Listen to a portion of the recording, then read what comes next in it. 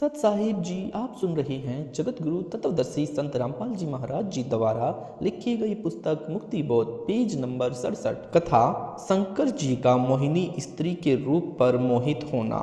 जिस समय दक्ष की बेटी यानी उमा ने श्री रामचंद्र की वनवास में सीता रूप बनाकर परीक्षा ली थी, श्री शिव जी ने ऐसा न करने को कहकर घर से बाहर चले गए थे। सीता जी का अपहरण होने के पश्चात श्री राम जी अपनी पत्नी के वियोग में विलाप कर रहे थे, तो उनको सामान्य मानव जानकर उमा जी ने शंकर भगवान की उस बात पर विश्वास नहीं हुआ कि ये विष्णु जी ही पृथ्वी पर लीला कर रहे हैं। जब उमा जी सीता जी का रूप बनाकर श्री राम जी के पास गई तो वे बोले, हे दक्ष पुत्री माया, भगवान शंकर को कहाँ छोड़ आई। इस बात को श्री राम जी के मुख से सुनकर उमा जी लज्जित हुई और अपने निवास पर आई। शंकर जी की आत्मा में प्रेरणा हुई कि उमा ने परीक्षा ली थी, यानी उमा ने परीक्षा ली है। शंकर जी ने विश्वास के साथ कहा कि परीक्षा ले आई। उमा जी ने कुछ संकोच करके भय के साथ कहा कि परीक्षा नहीं ली अविनाशी। शंकर जी ने सती जी को हृदय से त्याग दिया था, पत्नी वाला कर्म भी बंद कर दिया, बोलना भी कम कर दिया, तो सती जी अपने घर राजा दक्ष के पास चली गई। राजा दक्ष ने उसका आदर नहीं किया, क्योंकि उसने शिव जी के साथ विवाह पिता की इच्छा के विरुद्ध किया था। राजा दक्ष ने हवन कर रखा था। हवन कुंड में छलांग लगाकर सती जी ने प्राण यानी प्राण त्याग दिए। शंकर जी को पता चला तो अपनी ससुराल आए। राजा दक्ष का सिर काटा, फिर उस पर बकरे का सिर लगाया। अपनी पत्नी के कंकाल को उठाकर 10,000 वर्ष तक उमा उमा करते हुए पागलों की तरह फिरते रहे। एक दिन भगवान विष्णु जी ने सुदर्शन चक्र से उस कंकाल को टुकड़े टुकड़े कर दिया।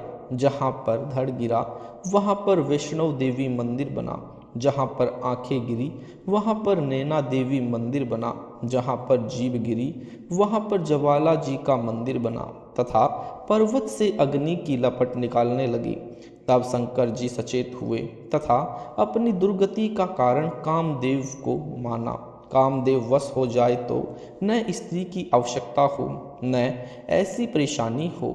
यह विचार करके हजारों वर्ष काम का दमन करने के उद्देश्य से तप किया। एक दिन कामदेव उनके निकट आया और शंकर जी की दृष्टि से भस्म हो गया। शंकर जी को अपनी सफलता पर असीम प्रसन्नता हुई। जो भी देव उनके पास आता था तो उससे कहते थे कि मैंने कामदेव को भस्म कर दिया है, यानी काम विषय पर विजय प्राप्त कर ली है।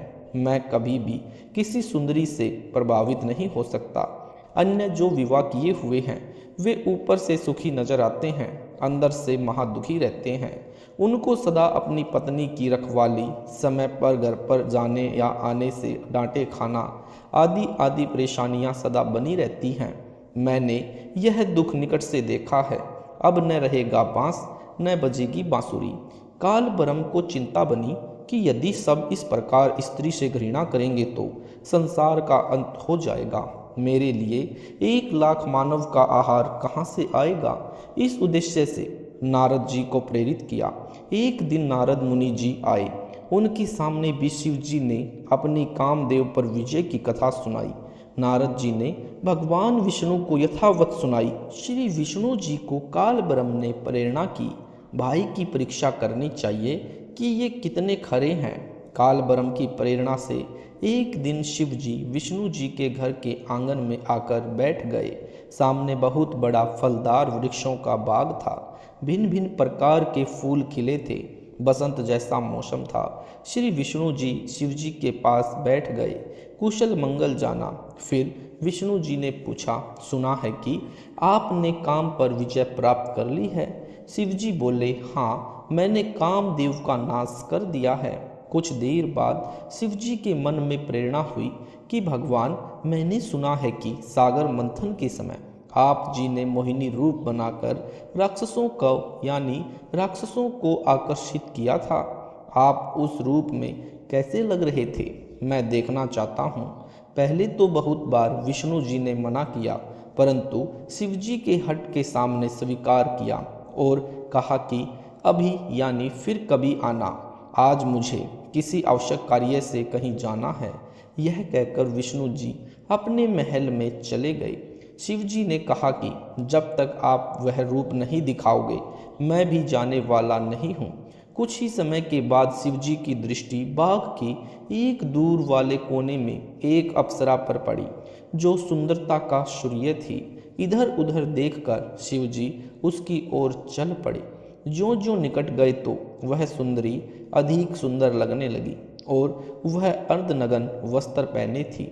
कभी गुप्तांग वस्त्र के ढक जाता तो कभी हवा के झोंके से आधा हट जाता। सुंदरी ऐसे भाव दिखा रही थी कि जैसे उसको कोई नहीं देख रहा। जब शिवजी को निकट देखा तो शर्मसार होकर तेज चाल से चल पड़ी। शिवजी ने भी गति बढ़ा दी। बड़े परिश्रम के पश्चात तथा घने वृक्षों के बीच मोहिनी का हाथ पकड़ पाए। तब तक शिवजी का शुक्रपात हो चुका था। उसी समय सुंदरी वाला स्वरूप श्री विष्णु रूप बन गया था। भगवान विष्णु जी शिवजी की दशा देखकर मुस्कुराए तथा कहा कि ऐसे उन राक्षसों से अमृत छीन कर लाया था। वे राक्षस ऐसे मोहित हुए थे जैसे मेरा छोटा भाई कामजीत अब काम पराजित हो गया। शिवजी ने उसके पश्चात हिमालय राजा की बेटी पार्वती से अंतिम बार विवाह किया। पार्वती वाली आत्मा वही है जो सती जी थी। पार्वती रूप में अमरनाथ स्थान पर अमर मंत्र शिवजी से प्राप्त करके अमर हुई है। इस प्रकार वाणी में कहा है कि शंकर जी की समाधि तो अडिग यानी न डिगने वाली थी, जैसा पौराणिक मानते हैं। वह भी मोहे गए, माया के वश हो गए। गंधर्व यानी एक मानव जाति जो गंधर्व गोत्र की है तथा गण यानी देवों के नौकर जैसे शिव के गण गणेश तो है ही, गुणों का ईश तथा ज्ञानी मुनि यानी विद्वान कहे जाने वाले ऋषि जी भी यानी अजब नवेला नेह सुंदर युवा स्त्रियों से गजब का प्यार करते हैं। संत गरीबदास जी कह रहे हैं कि उस निज नाम की क्या महिमा करूं जिससे सब संदेह यानी शंकाएं समाप्त हो गई हैं। अर्थात सतलोक में जाने के पश्चात जन्म मरण तथा विकारों से पूर्ण रूप से पीछा छुड़ सकता है। सतलोक प्राप्ति यानी मोक्ष की प्राप्ति निज नाम से होती है। वह निज नाम यानी सार नाम मेरे गुरुदेव जी ने मुझे दे दिया। उस निज नाम की क्या महिमा करूं जिसने मेरा कल्याण कर दिया। जो शून्य विदेश यानी आकाश में शून्य में निवास करने वाला परदेशी हमारी आँखों में बसा है यानी आँखों का तारा है। उस अलख यानी अव्यक्त यानी जो दिखाई नहीं देता की पलक यानी आँखों के ऊपर उगे बालों को पलक कहते हैं, जो सेलियों के नीचे होती है। में खलक यानी संसार में यानी उस परमेश्वर को भी संसार के सब जीव उतने ही प्यारे हैं। वह भी खलक को अपनी पलकों पर रखता है। सतगुरु के शब्द यानी मोक्ष करने वाले नाम को समझ और अपना कल्याण करा। परमेश्वर जो शून्य में रहने वाला परदेसी है वह हमारे हृदय में बसा है यानी हम अपने परमेश्वर से बहुत प्यार करते हैं। जिस स्थान पर यानी सतलोक में परमेश्वर रहते हैं वह सब प्रकाशित है। जैसे हीरा सब प्रकाशित होता है, वहाँ पर प्रकाश करने के लिए सूर्य की आवश्यकता नहीं है। वहाँ पर दिन रात नहीं होते। वही परदेसी सत्पुरुष हमारे शरीर में बने त्रिकुटी कमल में अन्य रूप में रहता है। उस शरीर की शोभा शंख पद्मों की रोशनी जितनी है। सतलोक में परमेश्वर की एक रोम यानी शरीर के बाल की छवि करोड़ों सूर्यों तथा करोड़ों चंद्रमाओं जितनी है। पद्म की रोशनी तो एक चंद्रमा जैसी ही होती है यानी त्रिकुटी पर सत्पुरुष कम तेज वाले शरीर में विद्यमान है। यानी त्रिकुटी तीर का अर्थ है त्रिकुटी के किनारे। यहाँ तीर का अर्थ किनारा है। जैसे यमुना के तीर कृष्ण बंसी बजाई रे। उस परमेश्वर जी ने कोकिल कीर यानी कोयल पक्षी जैसी मधुर वाणी बोल बोल कर ज्ञान बताया था। उस परमेश्वर की सत्ता यानी अधिपत्य सहसन कमल यानी हजार पंखुड़ी वाले कमल पर भी है, क्योंकि वह कुल का मालिक यानी वासुदेव है। सहसन कमल बाग का भावार्थ है कि जहाँ हजार ज्योतियों का बाग सा लगा है, उस स्थान का मालिक वास्तव में सत्पुरुष यानी अविगत राम ही है। जैसे चक्रवर्ती सम्राट के अधीन सर्व राजा तथा उनके सुंदर नगर व निवासी भी आते हैं, वे उसी के माने जाते हैं।